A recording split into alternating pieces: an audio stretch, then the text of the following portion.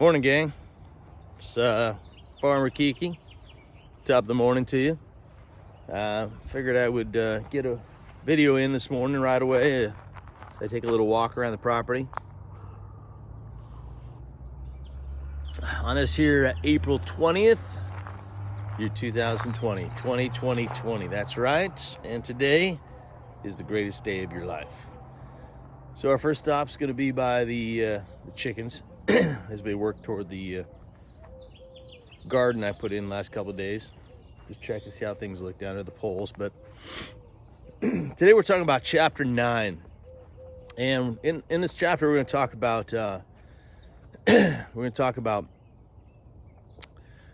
the language, number one.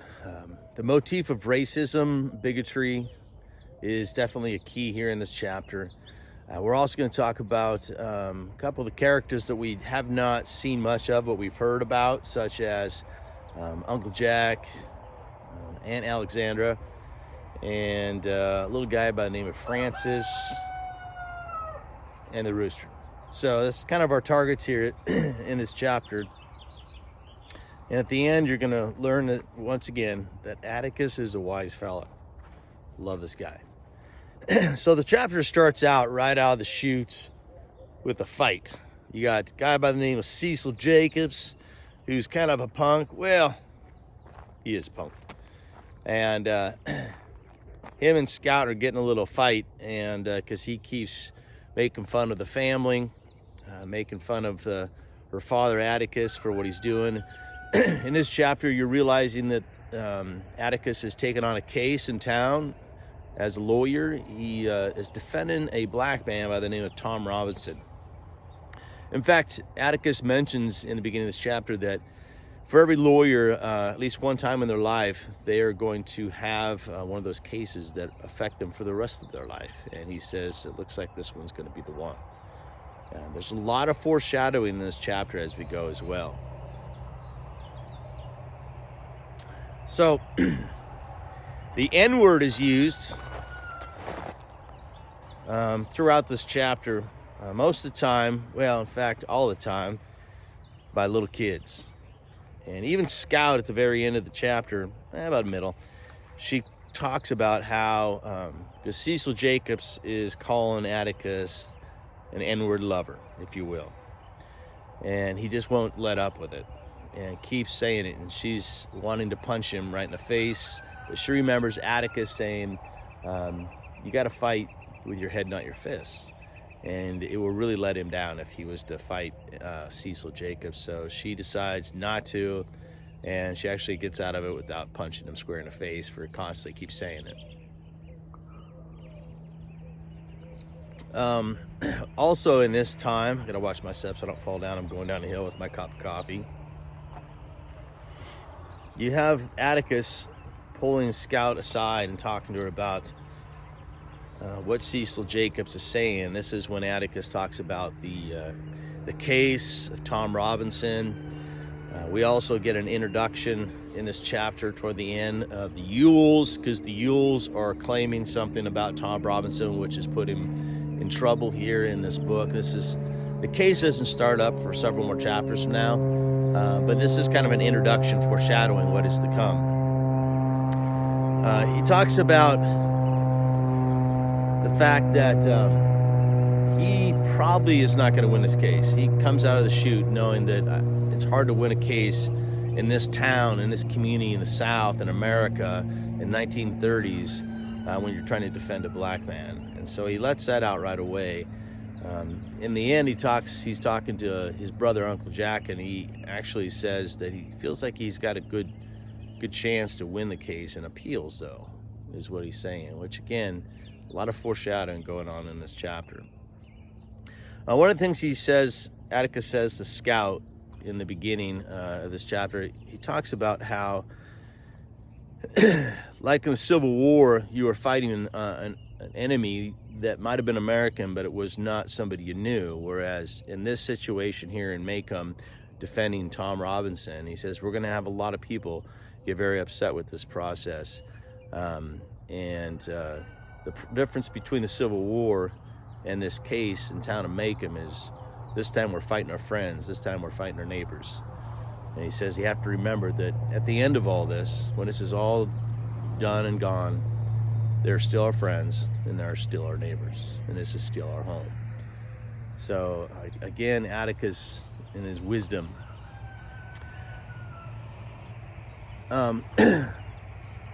Christmas time occurs. I was going to put on one of my Christmas suits, but I figured a cup of coffee at Christmas, I'd probably spill on my suit, so I didn't do that process. But Christmas time, every Christmas, Uncle Jack, he comes to spend a week with them. And if you remember Uncle Jack in the beginning of the book, he is a doctor. In fact, Atticus put his career on hold to help his brother get to school. That's why he is older, and we'll learn more about that next chapter. I'm gonna sit down for a second here, put my cup of coffee down. That's why Atticus is a bit older, and he's kind of a fuddy-duddy. He doesn't really do much. He's pushing near 50 in this book, and the kids like to point that out, that their daddy's just a big old fuddy-duddy. Uncle Jack comes to stay, and you have a lot of the kids find too much about how and what the rest of the neighborhood thinks about him, and kind of what the family thinks about him. They feel like Atticus lets the kids run amok, do whatever they want. They're out of control. Of course, Aunt Alexander is about as prim and proper Southern belle, supposedly, as you can get, because she just thinks that these kids are a bunch of hoodlums, and Atticus doesn't know how to father. And they find this out because Aunt Alexander, she got married, and she had one kid, and they had a kid, and Francis is his little grandson, and Francis is about the age of Scout, and Scout, because kids say everything, he's the one telling her all this information. And Francis is not a very good little kid. He's kind of a wild one himself. He reminds me a lot of the beginning of the chapter with Cecil, as Francis does the same thing. He starts talking about how their family's not very kosher, and how Atticus is a disgrace to the family, the way he fathers and lets the kids run wild, and the fact he's defending a black man. And so you have all this going on in this part of the chapter as well.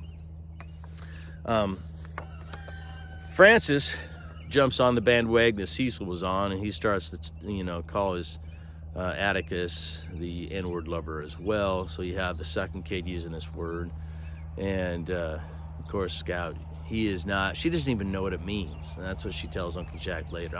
She doesn't even know what it means.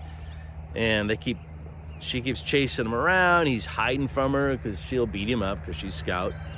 And finally he gets cornered by Scout, and she punches him square in the lip and busts his lip wide open. And of course, she gets in a lot of trouble for it. Uncle Jack steps in. Uncle Jack's mad at her for punching him in the mouth. She's trying to explain herself, but he doesn't listen. Then finally, she gets the opportunity to sit down with Uncle Jack and tell her side of the story. And when Uncle Jack hears how he has been behaving, what he said, he is not happy with Francis, and he wants to go and give him a licking. And Scout says, "We promise not to tell him I told you. Don't go tell him. I don't want him to get in trouble." And he says that he will not go do that. So during the time, Scout, this is one of the times in this book where Scout teaches an adult how to see life, how to listen. And she actually teaches Uncle Jack, who doesn't have kids, he's not married. In fact, he says to Atticus, "I don't think I'll ever get married. And the reason is, I just don't know how to deal with kids." In this scenario, this is one of those cases.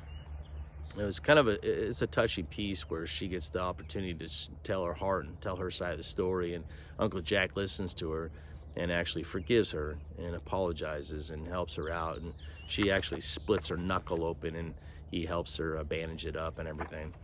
And then the chapter ends with Uncle Jack and Atticus sitting together talking about the case and how he doesn't think he's going to win it, and how he's going to win it possibly in appeals, and he doesn't want his kids, Atticus, to catch the common disease there in Macomb, which is, for some reason, whenever a black man gets involved in anything, people go stark crazy. And he wants his kids to survive this disease that often travels around our country in the 1930s. The last thing I want to say here before I send you away for the day is that I'm going to send out a activity for you. It's going to be a web search where you're going to learn a little bit about the 1930s in America. I'm also going to teach you a little bit remotely about the Reconstruction Amendments, the 3 amendments that follow the Civil War. Because in the beginning of this chapter, it mentions the Missouri Compromise and the Civil War. And so I want you to have a little background when you're thinking about that and talking about that and reading about that in your time with the guided reading. So that will be coming soon. The MOU, little teacher talk for you, just came out, which says what we're going to do for the rest of the school year. So in the next few days, I'm going to meet with my department tomorrow, and we'll be determining what it is for grades and how we're going to teach, and then I will get back to you all on that. So I miss you guys. Hope you're all well. Today's supposed to be about 70 degrees. It's supposed to be beautiful. That's what Mark Peterson said, my buddy. And why don't you just spend some time, find a quiet place, read some of the book, have a little fun. So I miss you guys. Hope you're all well. Everybody's well here. And I'm going to be grading some of those rewrites. And I'm still getting people connecting with me for the first time in 4 weeks. Any hoots. You guys behave yourself. And don't forget, you absolutely rule. So I'm going to grab my coffee, finish my walk, and go up above. So take care of yourselves.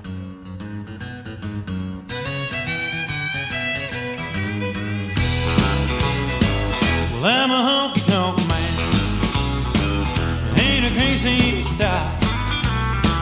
Love to give the girls a whirl.